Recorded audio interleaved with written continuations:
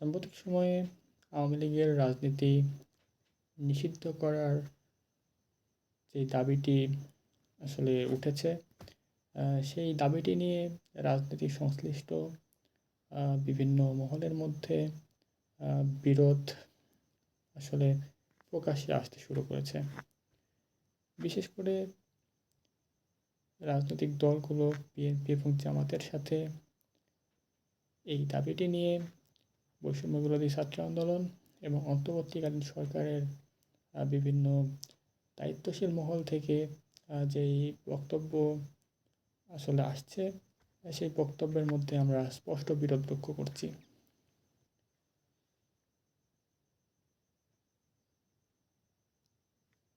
2009 সালে একটি নির্বাচনের মাধ্যমে আওয়ামী লীগ সরকার ক্ষমতা গ্রহণ করার পর তারা বাংলাদেশে যেই ধরনের কর্মকাণ্ড পরিচালিত করেছে, বিশেষ করে বিরোধী দলমত দমনে তারা যে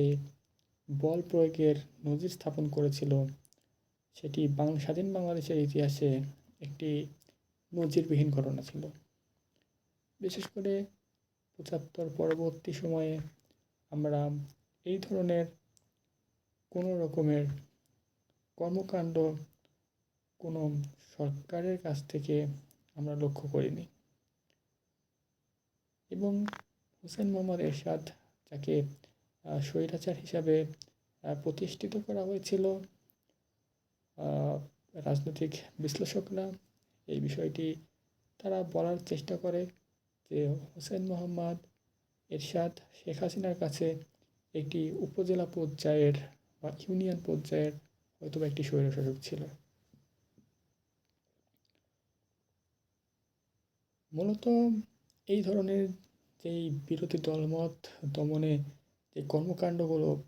তারা পরিচালিত করে এসেছে, এবং সবশেষ জুলাই এবং আগস্টে তারা ছাত্র জনতার উপর যেই নির্বিচারে হামলা করে ছাত্র জনতা হত্যার যেই দৃষ্টান্ত স্থাপন করেছে, সেটি স্বাধীন বাংলাদেশের ইতিহাসে একটি অভূতপূর্ব ঘটনা, এবং এতটা কলঙ্কজনক ন্যক্কারজনক ঘটনা স্বাধীন বাংলাদেশের ইতিহাসে আর কখনো ঘটেনি। মূলত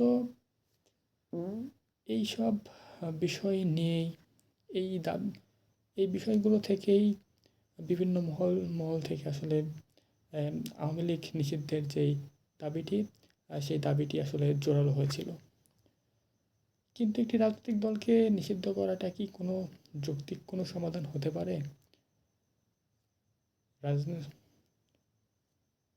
লং টার্মে এটির প্রভাব আসলে কতটা নেতিবাচক হতে পারে, সেই বিষয়টি নিয়ে বিভিন্ন মহলে আলোচনা হচ্ছে, এবং আমি আমার পক্ষ থেকে এটি ব্যাখ্যা দাঁড় করানোর চেষ্টা করব যে কেন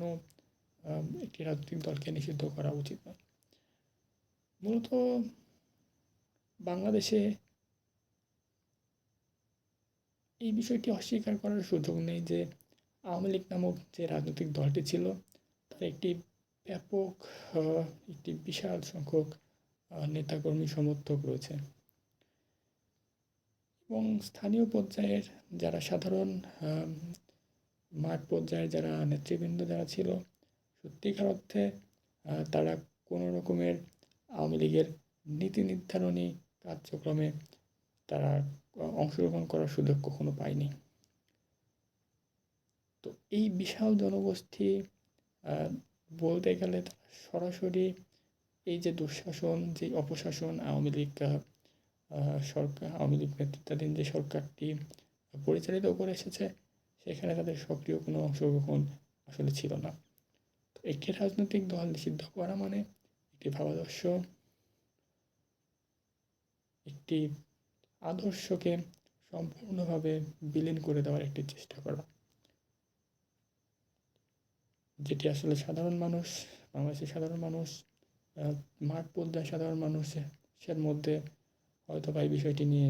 কিছুটা হতাশা বা আক্ষেপের সৃষ্টি করবে। এই বিষয়টি নিয়ে দ্বিমত পোষণ করার কোনো সুযোগ নেই। দ্বিতীয় যে বিষয়টি একটি রাজনৈতিক দল নিষিদ্ধ করার ব্যাপারে সবচেয়ে বেশি একটি প্রতিবন্ধকতা বা সবচেয়ে বেশি যে সমস্যার উদ্রেক করতে পারে বলে আমি মনে করি, সেটা হচ্ছে বাংলাদেশে এই মুহূর্তে আওয়ামী লীগের স্থানটি নেওয়ার মতো সর্বজনীন স্বীকৃত কোনো রাজনৈতিক দল বাংলাদেশে এই মুহূর্তে অবস্থান করছে না। তো স্বাভাবিকভাবে যখন আওয়ামী লীগকে এই সময় নিষিদ্ধ করা হবে,